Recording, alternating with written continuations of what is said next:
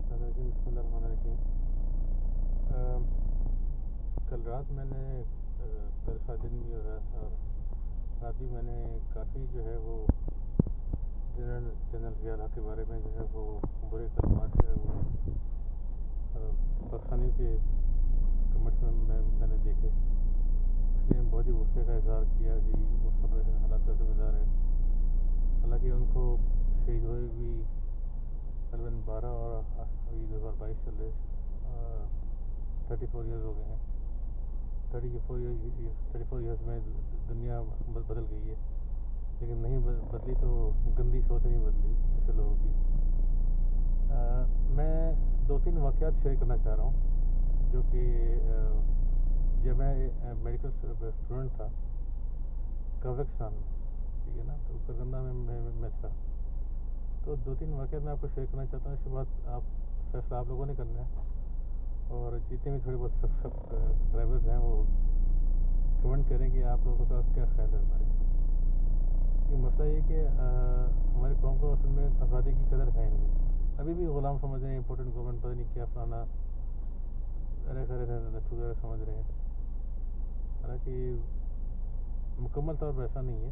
ٹھیک ہے، کچھ امریکی نواز حکومت ضرور ہے، لیکن وہ مکمل ایسا نہیں ہے۔ ابھی آپ لوگوں نے غلامی دیکھی نہیں ہے۔ ذرا ایک بات جو ہے نا، سیریا اور شام سیریا اور لیبیا آپ ہوئیں ذرا، پتہ نہیں چلے گا، لک پتہ جائے گا آپ کو، ٹھیک ہے نا۔ اور اللہ معاف کرے فلسطین بھی ہوئے آپ، تو آپ کو پتہ چل جائے گا کہ غلامی کہتے کس کو ہیں۔ یہ تو بھی امپورٹنٹ گورنمنٹ اور بنی کیا فضول قسم کی باتیں کر کے، تو بہرحال ایک الگ ٹاپک، میں ٹاپک پر واپس آتا ہوں۔ 2 واقعات جو میں سنانا چاہتا ہوں۔ 2003 میں میں نے ایڈمیشن لیا تھا قازقستان میں، کرگندہ یونیورسٹی میں۔ تو پہلا واقعہ وہ یہ تھا کہ میں جو ہفتے بعد جو شاپنگ ہوتی ہے اس بعد وہ کر کے نا ٹیکسی سے ہم لوگ واپس آ رہے تھے، تو اس ٹیکسی والے نے مجھ سے پوچھا مسلمان، میں کہا ہاں جی مسلمان ہوں۔ پھر اس نے ہمیں ہسٹری بتائی کہ یہ 2004 کی بات ہے، ابھی اس کو آغاز ہوئے 12 سال ہوئے تھے، 12 سال سے تھوڑا کم، کیونکہ یہ لوگ دسمبر میں 91 میں آزاد ہوئے تھے۔ یہ 2004 کی شروع کی بات ہے یہ۔ تو اس نے ہمیں بتایا اس کی عمر بھی 40 سال سے اوپر ہوگی، وہ اس بندے کی ٹیکسی ڈرائیور کی عمر۔ تو وہ بتا رہا تھا کہ ہمیں یہاں پر قرآن پاک پڑھنے تک کی اجازت نہیں تھی ہمیں، اور ہمیں یہاں پر سیکنڈ کلاس سٹیزن سمجھا جاتا تھا ہمیں۔ پھر جو روس کے لوگ جو تھے نا وہی صرف فرسٹ کلاس سمجھا جاتا تھا۔ اور بہت سے ایک واقعات ہوئے یہاں پر جس میں قحط پڑا، مین میڈ فیمن پڑا یہاں پہ 1930s میں کچھ پڑا تھا ان کا، کافی لوگ مر گئے تھے اس میں، اور وہ مین میڈ فیمن تھا وہ۔ اس پر انہوں نے ابھی لیٹسٹ مووی بھی بنائی ہے 1930s قازقستان فیمن، آپ گوگل کریں گے آپ کو پتہ چل جائے گا۔ ایسی دردناک کہانی ہے کہ آپ سوچ نہیں سکتے آپ لوگ۔ ہمارے ملک میں کم سے کم ایسے حالات نہیں ہیں، ٹھیک ہے نا۔ ذرا بات کرنے سے پہلے سوچ لیا کریں۔ باقی سب یہ لوگ سیاسی ہیں، عمران خان ہو گئے، نواز شریف ہو گئے، سب سیاسی ہیں، یہ جو بھی کہتے ہیں یہ فضول ہے یہ چیزیں۔ بہرحال اور ساتھ میں یہ بتائی تھی کہ دین پر پابندی تھی، اور ہم لوگ صرف اپنے والد صاحب سے سنا کرتے تھے کہ اسلام ایسا دین ہے، اس طرح اذانیں ہوتی ہیں، اور ہمیں تھوڑا سا ایک امیجنری ورلڈ میں جو ہے وہ لے جایا کرتے تھے۔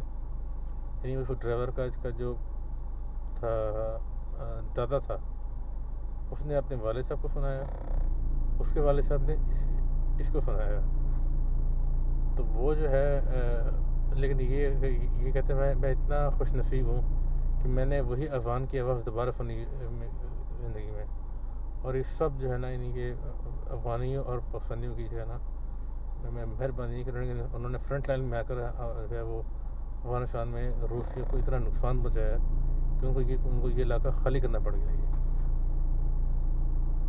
تو یہ سن کے مجھے بڑی حیرانگی ہوئی. میں نے کہا میرا یہ خیال تھا کہ شاید ان لوگوں کو اتنا پتہ نہیں ہوگا کہ یہ فرنٹ لائن پہ کون جو ہے وہ لڑا ہے اور کیا ہوا ہے, لیکن ان کو پتہ ہے. اور یہ احسان فراموش قوم نہیں ہے کہ باقی لوگ جو ہیں یہ لوگ پاکستانی کی طرح احسان فراموش نہیں ہے, ٹھیک ہے نا. انہوں نے غلامی دیکھی ہے, انہوں نے تو ان کو پتہ ہے کہ آزادی کیا ہوتی ہے. یہ پاکستانی کو بھی احساس نہیں ہے, خاص طور پر اس جنریشن کو تو بالکل ہی نہیں ہے. بس کوئی بھی سیاستدان اٹھ کے اس کو امریکی حکومت اور یہ فضول قسم کی باتیں کرنا شروع کر دیتا ہے, اور پھر وہ اگلے جیسا پیچھے لگ جاتے ہیں سارے. دوسرا واقعہ میں بتاتا ہوں آپ کو. کرگندہ سے الماتی آلموسٹ 1000 کلومیٹر سے زیادہ ہے, اور ٹرین میں 12 گھنٹے لگتے ہیں. تو میں چھٹیوں میں دبئی آ رہا تھا, کیونکہ میرے پیرنٹس وہیں پہ رہتے تھے اس ٹائم پہ. تو راستے میں ایک جگہ ٹرین رکی. کچھ خواتین جو ہیں وہ ہمارا جو ڈبہ تھا اس میں آ کے بیٹھ گئیں. وہ دونوں آپس میں بات کر رہے تھے, میں اور میری بہن اور میرے ساتھ ایک اور فرینڈ تھا ڈاکٹر ابرار. یہ لوگ ہم لوگ آپس میں لگے ہوئے تھے. تو ان دو خواتین نے ہمیں طرف دیکھنا شروع کر دیا. تو مجھے اس نے ایسے اشارہ کیا تھا. میں اس نے کہا مسلم, میں کہا جی. تو اس نے مجھے قرآن نہیں مطلب کہ قرآن آپ کو آتا ہے؟ میں کہا ہاں جی بالکل آتا ہے, الحمدللہ مسلم ہوں میں. اس وقت میری داڑھی نہیں تھی, اس وقت میں نوجوان تھا. یہ بھی 2004 کی گرمیوں کی بات ہے, یہ جون جولائی کی بات ہے.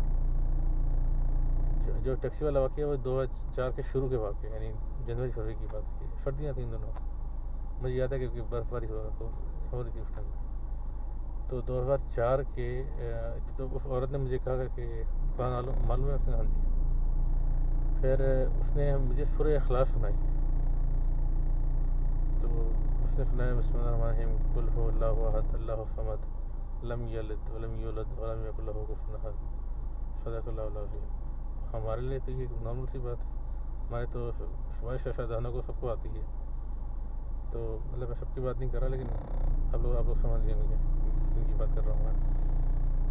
تو اللہ تعالیٰ بخشے اس کو. بہرحال وہ اس دنیا میں نہیں ہے. تو اس نے کچھ بات کی تو مجھے سمجھ نہیں آئی کہ اس نے کیا کہا. تو میرے ساتھ جو دوست تھا ڈاکٹر ابرار, میں کہا یار یہ کیا کہہ رہی ہے دیکھنا ذرا. تو اس نے وہ تھوڑی سی رف لینگویج استعمال کر رہے تھے. تو میں نے اسے پوچھا کہ کیا کہہ رہی ہے. اس نے کہتی کہ مجھے قرآن پڑھنا نہیں آتا, میں ابھی آہستہ آہستہ تھوڑا سا سیکھوں گی پڑھنا, کیونکہ ابھی بھی ہمیں آزادی ملی ہے, زیادہ عرصہ نہیں ہوا ہمیں. تو لیکن یہ ہے کہ میرے والد صاحب نے میرے دادا نے میرے والد صاحب کو جتنا ان کو قرآن آتا تھا اتنا انہوں نے سکھا دیا چپکے سے, کیونکہ سوویت یونین کے ٹائم پر قرآن پر مکمل پابندی تھی, بالکل پابندی, نمازوں پر پابندی, ہر چیز پر پابندی. اسلام کی جو بیسک ارکین ہے نا اس پر پابندی تھی. تو یعنی اس کے دادا نے اس کو جتنا قرآن آتا تھا زبانی سکھایا, اور یہ کہا کہ اس کو باہر کہیں مت سنانا, بس دل میں رکھنا, اور دل میں اس کو جو ہے نا وہ ریپیٹ کرنا. ظاہر بات ہے دل کے حالاتوں روشنی نہیں جان سکتے نا اس وقت کی جو گورنمنٹ تھی. آپ کی بات نہیں کر رہا, اس وقت جو سوویت یونین کی تھی. اس کے والد صاحب نے, اس کے والدین نے اس کو سکھایا. تو مجھے کہتی ہے کہ مجھے اس نے بتایا کہ مجھے قرآن پڑھنا نہیں آتا, میں بھی تھوڑا سا فری ہو جاؤں تو میں تھوڑا سا پڑھنا جو ہے وہ سیکھوں گی میں. تو ہمیں بڑی حیرانگی ہوئی کہ ہم نے صرف سنا ہوا تھا کہ ایک ٹیکسی ڈرائیور کا, اس کو تھوڑی سی انگلش آتی تھی, اس لیے اس نے ہمیں اس طرح سمجھایا. اور یہ جو عورت تھی, اس کی بات پر جو ہے نا میں حیران ہو گیا اس بات پر کہ واقعی یہ مطلب نہیں, جو ہم نے باتیں سنی تھی وہ واقعی سچ ہیں. اب یہ تو میں نے اپنی آنکھوں سے میں نے دیکھا ہے، ٹھیک ہے. اس طرح کے 3-4 اور واقعات ہوئے ہیں میرے ساتھ. ایک تو ٹیکسی ڈرائیور کا مجھے یاد ہے، اور ایک اس بوڑھی عورت نہیں تھی، اس ٹائم 40s میں تھی، لیٹ 40s میں، اور یہ 2004 کی بات ہے، تو اس یعنی جوان تھی جب یہ آزاد ہوئی. تو پھر اس نے ہمیں یہ بھی بتایا کہ ہمیں بہت اچھا، ہم نے جو باتیں سنی ہوئی تھی اپنے آباء و اجداد سے کہ اذانوں کی آوازیں آتی ہیں. اور ابھی چونکہ بعد میں قزاقستان جب آزاد ہوا تو یو اے کی اور سعودی عرب کی گورنمنٹ نے کافی مسجدیں بنائی وہاں پہ، اور اس پر ہم لوگ تہ دل سے شکر گزار بھی ہیں. پاکستان سے کئی علماء گئے وہاں پہ، انہوں نے وہاں پر لینگویج سیکھی، وہاں کی جو لوکل لوگ تھے، مسلمان تھے، ان سے شادیاں کی، تاکہ آگے جو ہے نا وہ رابطہ رہے ان کے ساتھ نا. تو بس بات یہی کہ دیکھیں، بات یہ ہے کہ آپ لوگ جب آپ افضل اللہ کو بھلا کہتے ہو نا، آپ ان کی باقی پالیسی سے اختلاف کریں گے. جی ایم کیو ایم نہیں کھڑی کرنی چاہیے تھی، نواز شریف کو اتنا سر پہ نہیں چڑھانا چاہیے، لیکن وہ تو بعد میں ہمارے سر پہ چڑھا نا. یہ نواز شریف تو جو پہلا الیکشن جیتا ہے وہ 1991 میں جیتا ہے، 1991 میں جیتا ہے. ہمارے سر پر تو یہ اس ٹائم سوار نہیں تھا. یہ ہاں، یہ کہ اس کو میاں محمد شریف کو کوئی عزت اتنی نہیں دینی چاہیے تھی، کیونکہ لیکن خیر ان کو یہ بھی نہیں پتا تھا کہ آگے جو اولاد جو ہے وہ ایسی نکل آئے گی. بہرحال باقی کچھ پالیسی سے آپ اختلاف کریں، لیکن یہ کہہ دینا کہ ہماری آرمی جو ہے معاذ اللہ ثم معاذ اللہ کرائے کے ڈالر لے کے لڑے ہیں، بہت ہی گھٹیا اور نیچ قسم کی سوچ ہے. یہ بہت ہی گھٹیا اور نیچ قسم کی سوچ ہے، کیونکہ میں نے دیکھے ہیں ان لوگوں کے حالات. میں نے دیکھا ہے کہ کس طرح ان لوگوں کو جب آزادی ملی ہے کس طرح انہوں نے جو ہے وہ اللہ کا شکر ادا کی ہے. اور صرف ان میں اب ظاہری بات ہے اتنے عرصے جو ہے وہ ان کی نسل کشی کی گئی ہے، ان کو اخلاقی طور پر ان کو برباد کیا ہے. تو ظاہر بات ہے ان کو اس روس نے جب قزاقستان پر جو ہے قبضہ کیا، اس سے پہلے کہ جو ان کا ٹریڈیشن تھا، اسلامک ٹریڈیشن، تو اس پر آنے میں ان کو ٹائم لگے گا. برائیاں بہت پھیلائی گئی، زنا اور یہ سب چیزیں، شرابیں اور بہت پھیلائی گئی، تو ظاہر بات ہے واپس آنے میں تو ان کو ٹائم لگے گا. لیکن یہ ہے کہ عجیب بات ہے کہ لوگ جو ہے نا ذیل ہو کے جو ہے نا وہ اس کام کو جو ہے نا وہ برا بلا کرتے ہیں. مجھے فخر ہے کہ میری فوج نے ان لوگوں کو آزاد کرایا جو کہ بیچارے قرآن پاک نہیں پڑھ سکتے تھے. پاکستانی قوم کو بالکل اندازہ نہیں ہے، میں سچی کہہ رہا ہوں کہ غلامی ہوتی کیا ہے، بالکل اندازہ نہیں ہے. اور یہ جو اب نواز شریف اپنا شہباز شریف جو بھی بنا، یہ تو ڈیڑھ سال میں اس نے ختم ہو جانا ہے. اس کی جو حکومت ہے ختم ہو جانی ہے اگلے سال اگست میں. تو ہمارے انٹیلیجنس جو ہے وہ لگی ہوئی ہیں کہ ان لوگوں کو ساتھ کیسے ڈیل کرنا ہے، ٹھیک ہے نا. یہ جمہوریت کو جو آپ نے پہلے نافذ کیا ہے اپنے ملک میں، اس کو بڑی عزت دی ہے. اور عجیب بات ہے کہ کہتے ہیں جی تحریک انصاف کی حکومت آ جائے گی تو یہ ہو جائے گا، وہ تبدیلی آ جائے گی.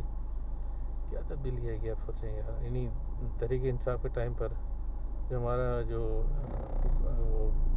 انصاف کا نظام تھا اس میں کوئی تبدیلی آئی، اور بلکہ ہمارا پاسپورٹ کی رینکنگ اور بھی گر گئی تھی. بہرحال یہ باقی خیر نون لیگ اور پیپلز پارٹی تو کسی خاتے میں نہیں آتے. تو لیکن ضیاء حق کو برا بھلا کہنے سے پہلے جو ہے نا سوچ لیا کرو.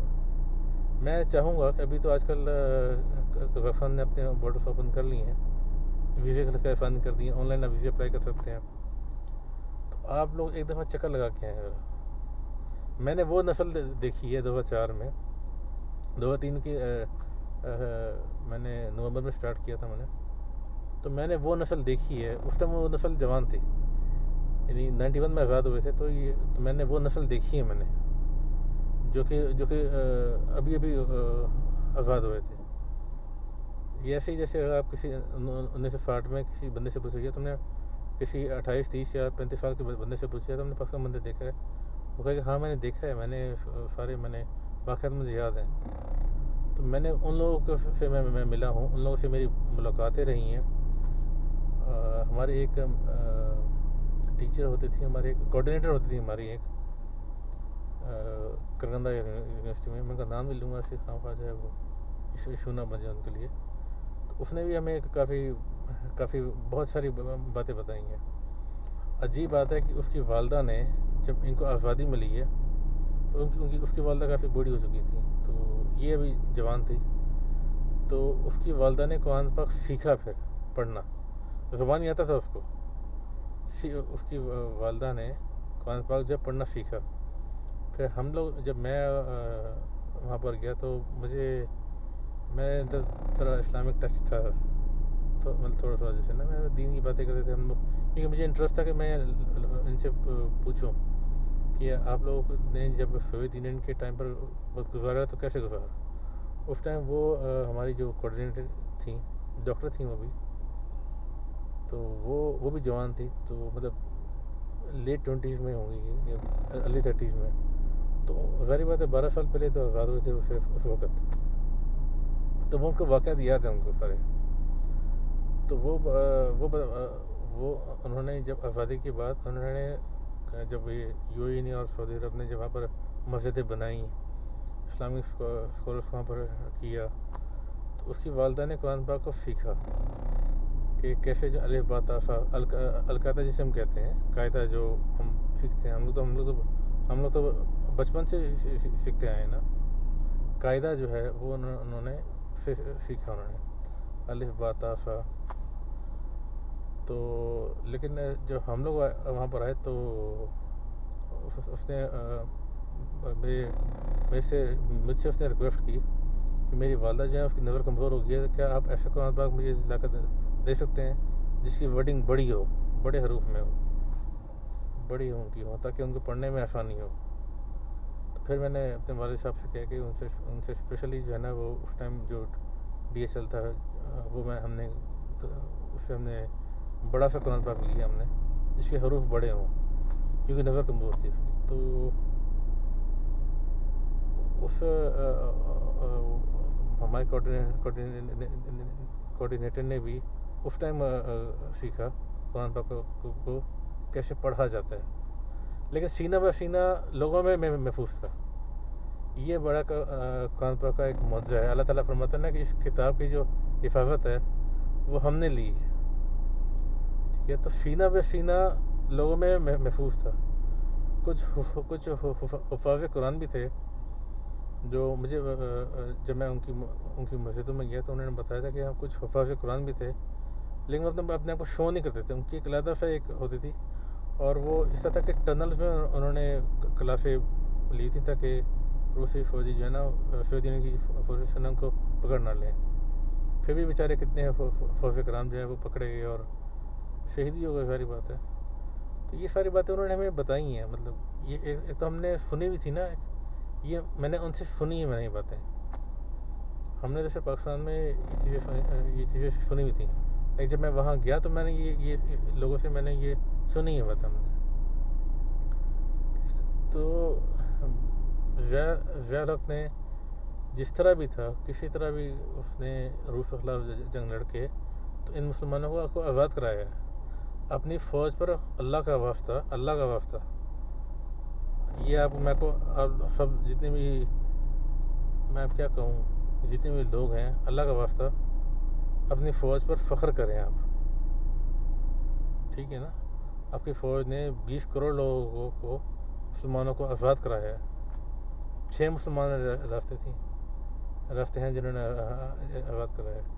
آئی ایم سوری ٹو سے اگر میں تھوڑا فگر 20 کروڑ یا 10 سے 20 کروڑ اس ٹائم جو آبادی تھی، ایگزیکٹلی مجھے یاد نہیں ہے. آپ لوگ خود ہی گوگل کر لیجیے گا، اتنا تو آپ کر ہی سکتے ہیں.